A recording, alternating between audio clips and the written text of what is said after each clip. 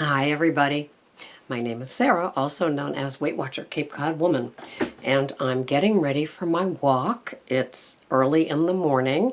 I've done my emails and I've done my food prepping for my long day at work. I worked 9 hours today, so yesterday I spent the day, I made fruit salad. I've got my 4 ounces of cottage cheese. I've got my 2 ounces of that fancy yogurt that I got at Whole Foods. I've got my Brussels sprouts that were roasted yesterday, my carrots and celery, my apple, my orange, my grapes. Yeah, I eat a lot. What's it to you? So I've got everything packed, and a few weeks back I did my Move the Needle video, and I really, really loved what it was that I said in that. And so that was a few weeks ago, and it was moving the needle, which meant like jolting you out of, the stupor of things that we keep doing by rote and wondering why the needle's not moving. So making the change. So sometimes when we make a drastic change, the needle moves all the way over there and it needs to come back over here. So it's in the center. You know how that goes. So the little topic today is finding your balance. And what indeed is balance? We've got our Weight Watcher program that really, when done well, it is a full-time job, isn't it? Eating healthy, tracking, prepping, putting all the stuff together, not just one meal, but sometimes it's 3 meals and 2 snacks. And, we're doing it for ourselves. And sometimes we have responsibilities elsewhere, like work, animals, cooking for others, households, getting the car for the oil change, all the different things that are asked of us as women and men, in just getting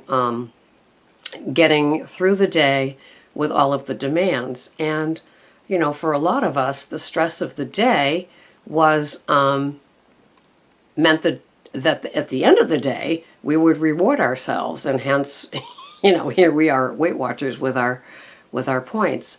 I'm on maintenance now, and it is an interesting thing. Of course, with that comes the clothes and the things, the privileges of being on maintenance. But there's a lot of mindfulness that goes into it, because it's not as freeing as you may think. So getting to the balance, what works for you. I get up really, really early because my priorities are tracking and my Weight Watchers program, my prepping, my planning, and then my packing for work or just getting ready for the day. Then I throw in all the water that I drink. Then I throw in all the exercise. Like right now, a 4-mile walk for me is an hour. And so it's like planning a lot of those things to get the balance. Because if I don't do those things, which are just selfishly for me, then my balance is totally thrown off. When I go to my job at a homeless shelter for mothers and children, I am pulled every way that you can imagine, of course. And then when I'm home, I've got the demands of 3 little kitties and Greg, who does more than his share of helping around here. But it's still, the production of the dinner, the cleanup, and when I come down to my kitchen in the morning, even if it is 3 o'clock in the morning, I don't want to have yesterday still to be dealt with. So the balance comes for me in knowing what makes me feel what makes me, there's so many things that I can't. It's the serenity prayer, really, isn't it? It's like knowing what I can do for myself and letting the dervishes whirl over there with their needs, their drama, their chaos, their whatever, that sometimes involves me and sometimes doesn't. So there is a balance. And sometimes in helping others to learn their part in your life takes setting up the line or the boundary. And if it's a new behavior for you, it's going to take some time to have other people get used to what Weight Watchers, the tricks and the tools and the time, all three T's, what it's going to ask of you. And so if somebody's not used to you going to a meeting perhaps at night for your weigh-in and all that kind of stuff, or exercising at a certain time of day that before you were available for them, it's going to take some training on your part. I mean, it is kind of funny, but getting other people used to us taking care of ourselves, sometimes we've taken so much good care of other things, people, and so forth, that we have left us in the dust. Isn't that what it's about too? And so we eat at them, we resent them, and yet we're doing it. We're volunteering. The first time you're a victim when you do something you really don't want, and the next time you're a volunteer. And so as we learn to have our boundaries and have, set aside what we need to do for ourselves, and yeah, it takes time to plan and prep and shop and do the refrigerator rotation and all of it. It does take time. When we awaken to like nobody else can do this for us, we have to learn how to do this and have it done gently, and have the other people that are so used to us taking care of them know that maybe they've got to do some things on their own. Think about it. It is very, very interesting when you start to take the care of yourself and other people don't like the time commitment that it takes. And so finding your balance is what today's video is about, and finding your balance. And then there's other balances, the balance of work and play. Well then, with Weight Watchers, it's so intense when you first join. So if you're newly coming back or you're new to the program, it's going to seem overwhelming.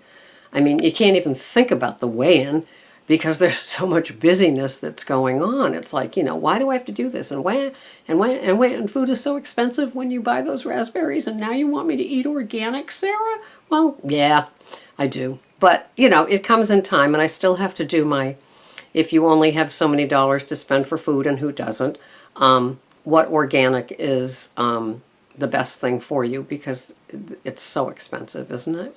But anyway, finding your balance, what can you do for you? Getting that routine. Once you get the routine, the balance is a little bit easier.